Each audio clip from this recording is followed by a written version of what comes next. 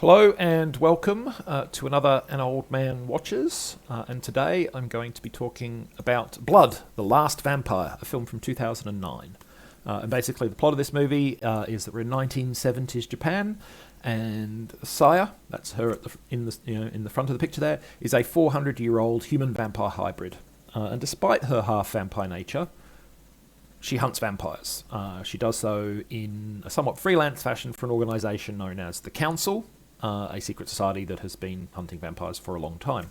Her motivation is not loyalty to that organisation, however. She's in it for revenge. She wants to kill Onegin, the oldest of the vampires, who murdered her father. And in the course of working with the council, they send her undercover as a student at a high school on an American airbase because our 400-year-old human vampire hybrid looks like a high school girl.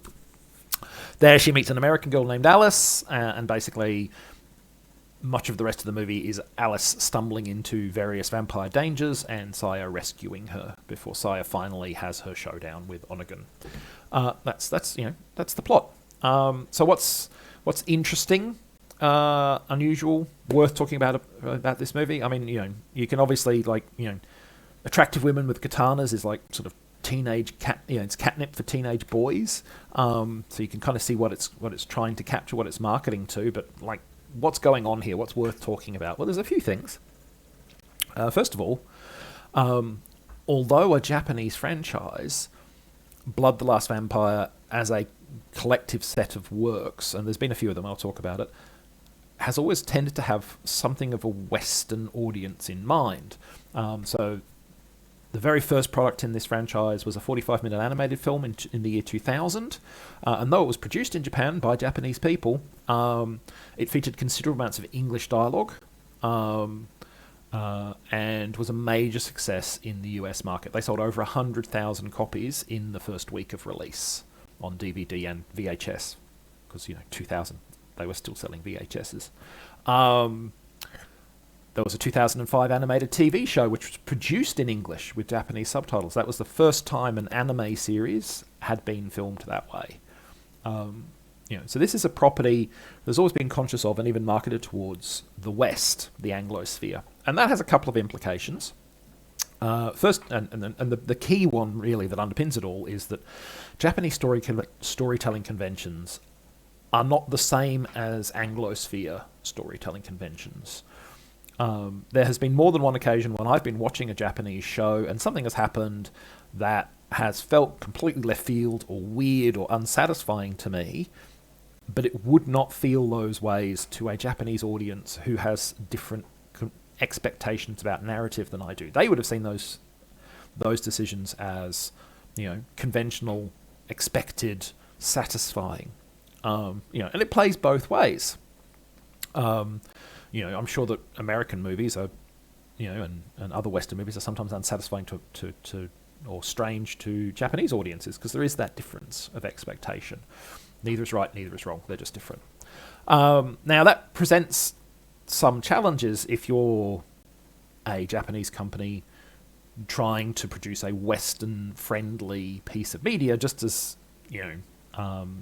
it presents some problems if you're a Western company trying to present a Japanese-friendly piece of media or a Chinese-friendly piece of media. I mean, you do run risks of cultural pandering or cultural insensitivity, or at its most harmless, just doing something really derivative and predictable and safe because you don't have necessarily the right insight into that culture to do anything more challenging.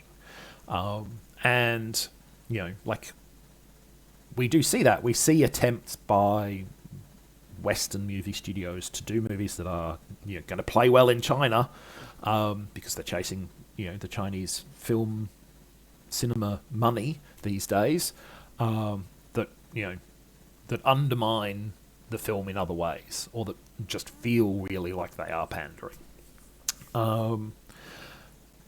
Blood: The Last Vampire doesn't go that far, but I do feel, probably partly because this film, the 2009 live-action film, is a French-Hong Kong co-production, so they probably understood the market well enough. But I do feel like it's a bit safe narratively. There's nothing particularly novel about the things that the film does.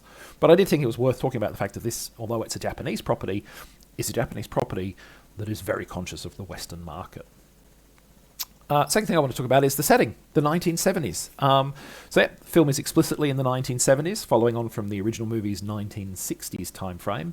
And I think it's nice to see an action film with such a specific recent, quote unquote, I mean the 70s are 50 years ago, but recent, quote unquote, historical time frame, rather than the more common, more or less now. Because most action films, are filmed more or less now in terms of their setting. I don't feel, and more generally, I don't feel like we yet see much stuff that is kind of incidentally set in the 70s. We get stuff where the 70s is the point, like, that 70s show, it's right there in the title. It's a show about the 70s. We don't get a lot of stuff that is just incidentally in the 70s, unless it's very specifically a historical piece about something that happened in the 70s, obviously. And I think that, it's interesting because,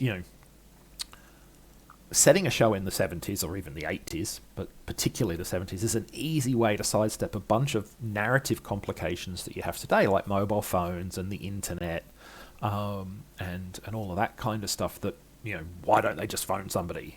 Why don't they just do this? Why don't they just do that? Well, because they can't. It's the 1970s. So I think, I like the setting. I think the setting is interesting. It's probably one of my favourite features of the film, actually, and I hope we see kind of more movies that are set in things that aren't the current day, where the fact that they're set in things that aren't the current day are just kind of incidental. They're not intrinsic. It would be cool to just, to do that. Finally, more is not always more. And I'm speaking very specifically here about the action scenes in this movie. They're very extravagant at times, but they aren't as exciting as they want to be. They feel, despite how frenetic they are, they can feel a bit lifeless, or a bit silly. They did at one point go sort of so far that I actually laughed, which would be fine if that was what they were aiming for, but I don't think it was. And then there's also the case of where you put your more is important. So, like, the very final battle of this movie is completely overshadowed by a fight that comes shortly before it. I'm talking 5 to 10 minutes before it. That other film has much more scope, it's got much more ambition, and it's given much more screen time than the final fight. Now, your ending doesn't have to be your most over-the-top action scene. Tombstone is another movie that has its big set piece somewhere other than the end of the movie. But Tombstone was smart enough to put its big set piece in the middle, which gives plenty of time for the ending to create its own tone and identity. And in this film, we kind of get big set piece, long exposition-filled conversation, much shorter and elaborate fight, the end. It's an odd pacing choice, and I didn't find it very satisfying. The spectacle here is not always as spectacular as it wants to be, and I feel like it's not always in the right place. It does, for me, it undermined the success of the movie a little bit. Would I recommend the film? Only if you're really into supernatural martial arts movies, basically. Like, if that's your jam, this should butter your toast okay. But otherwise, I don't think it's going to convert you to the genre. Let's put it that way. So that's Blood the Last Vampire. That's what I thought was worth talking about in regards to it. What am I going to talk about next? Well, I'm going to do another twofer.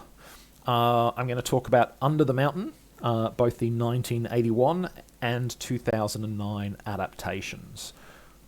What works, what doesn't, why they're different, how are they different, what's interesting to talk about in regards to both. So that's next time. In the meantime, I hope you enjoyed this one, and thanks for watching.